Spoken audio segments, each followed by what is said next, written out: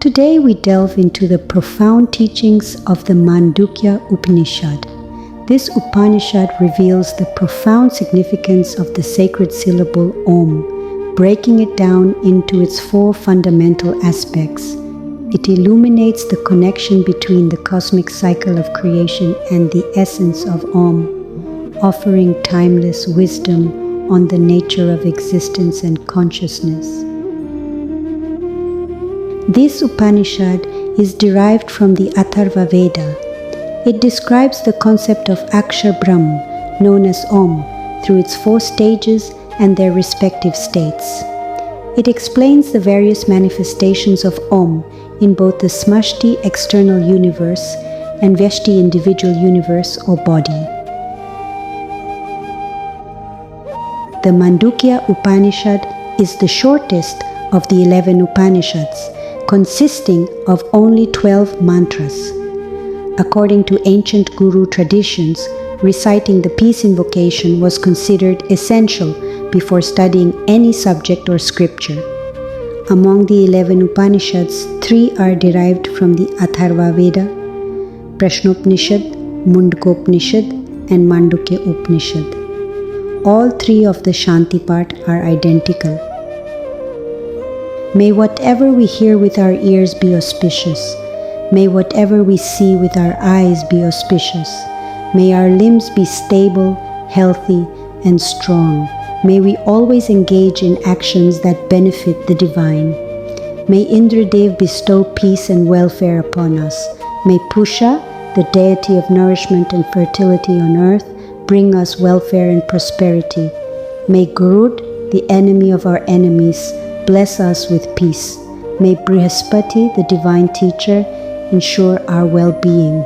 Om Shanti, Shanti, Shanti. The invocation of peace 3 times symbolizes the removal of the 3 types of suffering: Adidaivic, sufferings caused by divine forces or nature; Adibhautic, sufferings caused by external beings; and Adhyatmic, sufferings originating within the self. Through this invocation, a prayer is made to the Supreme Being to alleviate these 3 forms of suffering. The opening mantra of this Upanishad declares Om, a symbol of universality and omnipresence. It embodies the essence of all 3 states of time, past, present, and future, highlighting their significance. Indeed, Omkara permeates all existence. Beyond these temporal states, if anything exists, it is Omkara. This passage beautifully illustrates the all-encompassing nature of Om. The second mantra reveals, in this context, Brahm is everywhere. Brahma represents the Supreme Being, characterized by detachment, unaffected nature, and formlessness, often called Nirakar Parmeshwar. This Atma is known as Brahm and designated as a Mahavakya. The phrase Ayamatma Brahm comes from the Mandukya Upanishad, similar to the other Mahavakya, Tat Tvam Asi and Aham Brahmasmi. Here the 4 stages of Brahm and Atma are described. The term Atma here refers to the Jiva, individual soul. The first stage of the Jiva in this world is the Jagrat, waking state. In this state, the Jiva performs its activities. This state is called the waking state, during which one enjoys gross objects. In this state, we possess Bahya Pragya, external awareness, and are aware of external objects. It describes Saptang, 7 limbs of Jiva. The 7 limbs of the Jiva are head, eyes, ears, speech, lungs, heart, feet, and 19 faces. These include 5 sense organs: eyes, ears, nose, tongue, skin; 5 action organs: hands, feet, speech, anus, genitals; 5 vital airs: pran, apan, saman, udan, vyan; 4 antakaran, internal instruments: mind, intellect, chitta, consciousness, ego. Thus, the jiva enjoys gross objects in this state and is called Vaishvanar. Similarly, the first stage of Brahm is explained. In the waking state, Brahm creates this universe. Whatever we perceive and experience in this world is Brahm in its waking state. Brahm possesses Bahya Pragya, external awareness, and has 7 limbs: head, symbolized by fire; eyes, represented by sun and moon; ears, represented by the directions; speech, represented by the Vedas; lungs, represented by air; heart, represented by the Vishva, the universal heart of Paramatma; feet, represented by earth. The 19 faces of Paramatma are in seed form, through which Brahm enjoys gross objects. Brahm is also called Vaishvanar, symbolizing its presence in the universal form. The second stage of Jivatma is described as Dvitiya Pad. In the state where we experience dreams, this is referred to as the Swapna Avastha or dream state. In this state, we are Antapragya, internally aware, meaning we gain knowledge of internal objects. Here, our consciousness focuses on internal substances. The Sapt Ang, 7 limbs, and 19 faces, as described in the first stage, remain in a latent form or seed form in this state and are inherently present. In this state, the Atma enjoys the bliss of internal substances and exists as tejas, radiant and luminous within the Jiv, individual soul. In the same way, Brahma in the Swapna Avastha creates the universe within the mind. In this state, Brahma is Antapragya, internally aware. The 7 limbs and 19 faces exist within Brahma in an unmanifested form. They are not fully expressed in the universe, but remain inherently present within Brahm. Here, Brahm is referred to as Pravivikta Bhuk and exists in the form of tejas or luminous energy. This represents Brahma's condition before the creation of the universe. In the third stage, the Jiv is free from desires while in deep sleep. When we enter a state of Sushupti or deep sleep, we neither desire anything nor experience dreams. This state, known as Pragat Nidra, is characterized by an absence of knowledge or awareness. In the state of Sushupti or deep sleep, consciousness becomes concentrated and unified. This state is referred to as Pragyan Ghan, signifying a dense and cohesive awareness that is very close to Brahm. In this state, the Jiv is known as Anand Bhuk, meaning the experiencer of bliss. Since the Jiv exclusively experiences bliss in this state, it is also referred to as Pragya, the knower of the underlying reason behind creation. This is the causal state in the third stage of Brahm. During this stage, creation exists only in the Karna Avastha, causal state within Brahm, as a seed or a mere thought. Brahm is omniscient and referred to as the Ishwar, the Lord. Brahm is described as the cause, originator and annihilator of all beings. In the form of creation, he is Brahma. In the form of sustainer, he is Vishnu, and in the form of destruction, he is Mahesh.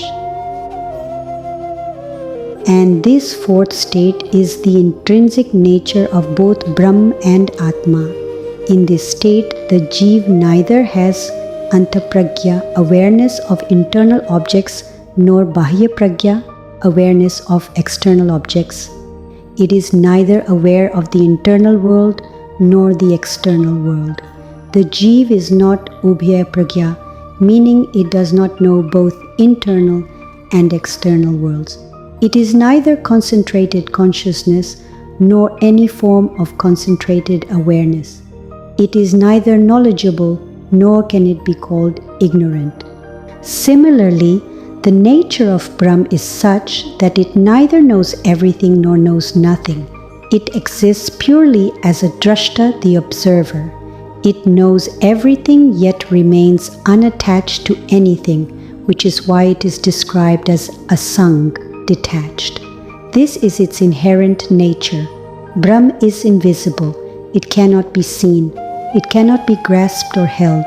It has no definable attributes, not graspable, meaning it cannot be comprehended or captured by any means, beyond characteristics and without any attributes, beyond thought, meaning the mind cannot conceive it. It is beyond all thought and contemplation, Brahma beyond spatial and temporal dimensions. The essence of Ekatma Tattva, the One Self, is the essence of pure consciousness, the slayer of all prapanch, the destroyer of all illusions. In this state it is known as peaceful, Shiv, auspicious, and Advait, non-dual. This is the proper form of Atma. Now we will talk about the nature of Omkar, and the results of meditating on it will be explained. It is understood to be identical to the essence of Atma and Brahm. Brahm can only be comprehended through its attributes. This Atma is contained in this syllable Omkar itself. The divisions of Omkar are called its matra, and these matra are its divisions. Omkar takes the forms of A, U, and Ma. The nature of Om is thus composed of three matras, A, U, and Ma, which together form the word Om. The symbol above Om is known as a matra, signifying that it is beyond pronunciation. This state, referred to as amatra, represents the fourth state of Brahm. When a seeker transcends this state, they achieve the ultimate realization or liberation. Thus, Omkar embodies four states or matra, each leading to deeper spiritual understanding. A seeker who contemplates and realizes the first matra A achieves the state of Vaishvanar. This state represents wakefulness, fulfilling all desires. It is considered Ved, the truth and the essence of reality. A seeker who meditates upon the second matra, U, understands the Tejas form of Brahm. This leads to upliftment and association with enlightened beings. Such a person develops equanimity and perceives all beings with equality. The seeker gains knowledge of both the manifest and transcendent forms of Brahm. In their lineage, no one exists who is ignorant of Brahm. This is also considered Ved, the ultimate truth expressed in the scriptures. A seeker who meditates on the third matra, Ma, understands causal form. This matra represents the ultimate knowledge of creation, dissolution, and the essence of existence. Such a person can merge all within themselves, knowing the ultimate truth. This is also Ved, symbolizing an eternal truth. A seeker who meditates on the fourth state, that is amatra, comprehends the essence of Advait, non-duality. Omkar allows the Atma to merge into itself, leading the seeker to the realization of Brahm. This state is the ultimate truth, leading to liberation. Thus, the first matra leads to the attainment of Vaishvanar. The second matra enables understanding of both Vaishvanar and the Tejas state. The third matra grants knowledge of creation, dissolution, and all existence. The fourth matra leads to the realization of the Supreme Self. This explanation highlights the profound nature of Omkar and the outcomes achieved through its contemplation. Beyond the matra A, U, and Ma, Brahm exists as the ultimate reality, capable of dissolving and recreating the universe. This transcendent state is the realization of Brahm as the essence of creation, preservation, and dissolution.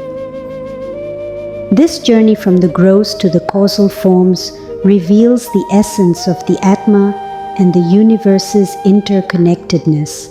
Join us on our channel as we explore timeless spiritual concepts and unlock the wisdom and relevance of ancient texts in modern life.